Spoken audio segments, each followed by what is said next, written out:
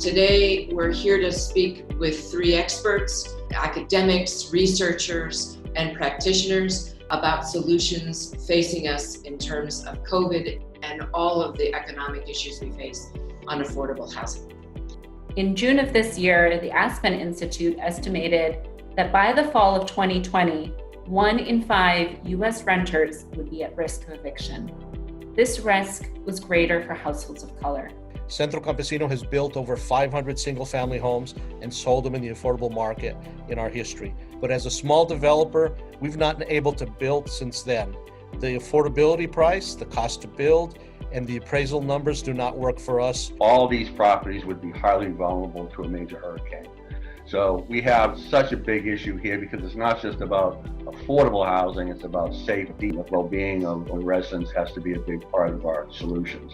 In Florida, there's no question that this issue of the funding is a civil rights issue and why the housing standards need to be strengthened. Just 1 month before the COVID-19 pandemic outbreak in the United States, 1/3 of Latino renters reported they spent over 40% of monthly income on rent and utilities. The state of Florida has virtually dismantled the affordable housing structure and support system. When a hurricane happens, the federal money to help folks to fix those hurricanes takes almost 2 years to arrive. So prior to that, it is individuals and nonprofits and foundations that are collecting money to fix homes and families themselves. We have to focus on the immediate affordable housing and community development impacts of COVID. Now that we know almost on a block basis who are most distressed, we can do better targeting of our renter assistance.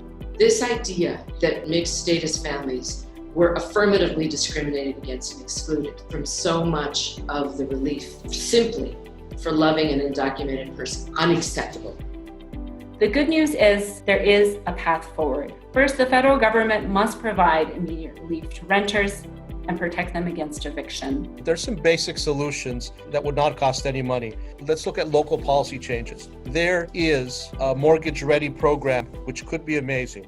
Unfortunately, it has a purchase price cap ceiling. Raising that cap to a more realistic level would benefit qualified home buyers and nonprofit developers and make that county program a true success. We have to have a very aggressive property acquisition program and an affordable housing pre-development support program tied together, particularly for organizations like John's, nonprofit developers.